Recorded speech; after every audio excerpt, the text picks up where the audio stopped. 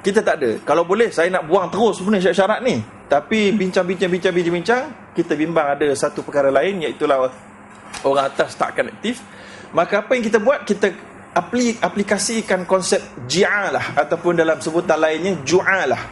Ji'alah ataupun ju'alah ni adalah satu akad musamma, ataupun akad yang ada dalam Al-Quran, yang mana disebut dalam surah Yusuf, a'udzubillahi minasyaitonirrajim, walamma nafqidu su'al malik waliman ja'a bihi himlu ba'irin wa ana bihi za'im, dalam surah Yusuf, ya, yang mana diceritakan dalam surah Yusuf, raja hilang dia punya piala dia, macam dia punya kayu dia macam piala dia hilang.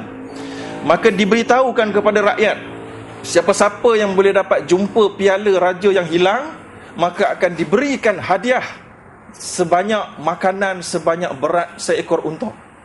Okey, itulah akad ju'alah. Akad siapa dapat jumpa, siapa dapat perform, siapa dapat capai satu target, dia akan dapat komisen daripada orang yang meminta.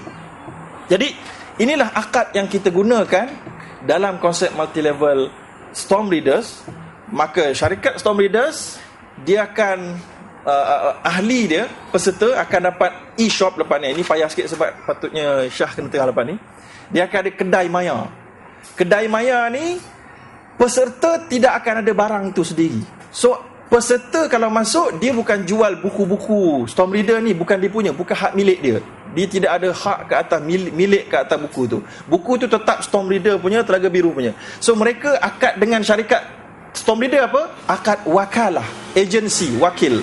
Dia tolong jual. Bila tolong jual, dan namanya tolong jual dengan komisen. Itu biasa. Itu satu akad yang sah, tak ada masalah. Akad yang kedua, komisen itu ada setengah komisen. Grup punya ni macam-macam lepas ni Syah beritahu.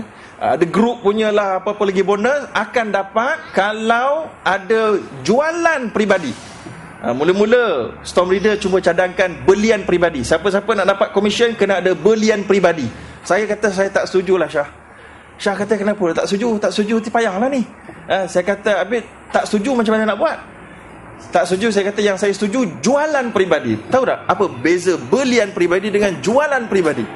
Kalau belian peribadi, kita paksa, saya contoh orang A, saya apa level, saya kena beli untuk dapat komisen orang di sebelah tim saya. Walaupun saya dah beli buku ni, dah habis. Buku Telaga Biru saya beli dah habis dah. Buku Telaga Biru bukan banyak sangat pun. Habis, khatam dah. Berapa tajuk dah habis. Tapi sebab saya nak dapat komisen orang bawah, saya terpaksa beli lagi. Bukankah itu satu pemaksaan dan pembaziran yang tak dibenarkan oleh Islam? Maka saya kata saya tak setuju lah. Sebab kalau gitu tak jadi lah, tak jadi halal lah. Habis nak buat macam mana? Saya kata kita buat jualan peribadi. Maknanya saya bukan beli untuk saya jual. Itu okey, itu performance. Maknanya macam tadi tu lah, siapa dapat sampai target perform jual sebanyak sekian-sekian banyak, RM300 tentunya, maka barulah dia layak mendapat komisen. Ketika itu dia akan jadi akad ju'alah. Ini beza dia dengan multi level di luar.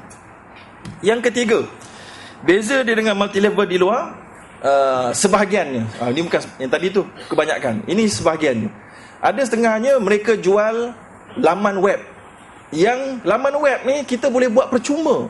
Dekat Hadithuna kita boleh buat, dekat Blogspot kita boleh buat, dekat WordPress kita boleh buat. Kita boleh buat sendiri laman-laman web ni. So mereka menjual laman web ini bukan kerana laman web, tapi mereka sebenarnya menjual kepala. Dapat saja ahli, you akan dapat something. Yang ini tidak. Dia tak jual ahli, dia tak jual kepala. Itu beza dia. So dia tidak ada masalah dari sudut pyramiding scheme. So dia jual buku, dan kemudian barang yang dijual tu adalah barang yang betul-betul mempunyai nilai, dan barang yang dijual pula harganya tidak meningkat pelik, ya. Dan kemudian ada akad yang tepat, ketika itu barulah dia dibenarkan. Jadi itu adalah perbezaan yang ketiga.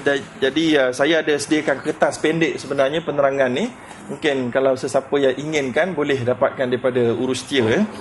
Jadi saya rasa itulah yang mungkin saya nak bentangkan sedikit. Kesimpulannya, kita gunakan akad wakalah dan ju'alah ataupun ji'alah dalam produk ini, dan syarat-syarat saya telah pun menyemaknya, dan setakat semampuan yang saya semak, setakat ni semua dah clear. Borang-borang pun saya dah semak word by word, line by line. terma dan kondisi pun saya dah semak word by word, line by line. Kalau saya tak faham, saya telefon Syah daripada UK, sebab saya telefon daripada UK free saja, tak kenakan bayaran. So telefon panjang dengan dia pun tak apa, ya. Saya dah buat begitu. Tapi kalau ada kesilapan, saya akui sebagai manusia kita menerima teguran. Dan kena ingat juga, walaupun kita dah luluskan secara konseptual, secara implementasi belum tahu.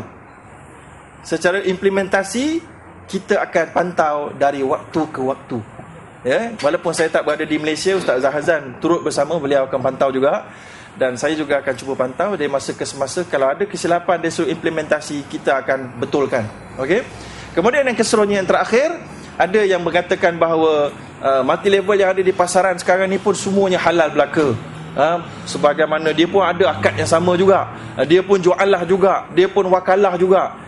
Tapi saya, tuan-tuan, bukan nak kata apa. Saya nak beritahu, kalau anda kata begitu, ada orang yang layak bertanggungjawab, that's okay. Tapi sekarang ni yang cakap ni banyaknya adalah sama ada ustaz-ustaz yang menjadi ahli. Anda jadi ahli, orang ini tak ada authority untuk membetulkan akad. Anda tak ada authority untuk membetulkan condition, terms and condition dalam company itu. Anda ikut je, anda takif. Dalam istilah fiqahnya, takif fiqhi. Takif ni maknanya nak lihat tu dari sudut apa, ni jenis akad apa benda. Dia boleh buat, dia boleh andai ini akad sekian. Tapi siapa awak? Awak adalah peserta sahaja. Macam mana awak boleh pastikan dia cukup rukun kalau anda tak ada authority, kalau orang ni tak ada authority untuk menegur kepimpinan atas? Kan? Jadi sebab itulah sekarang ni, kalau sesiapalah masuk multi level, kalau nak kata dia syariah, pastikan ustaz yang kata dia syariah itu betul-betul di appoint officially sebagai penasihat syariah. Ketika itu barulah tanggungjawab sebagai hamba Allah, fas'alu ahla dzikri in kuntum la ta'lamun, sudah terangkat. Tanyalah kepada orang tahu kalau kamu tak tahu.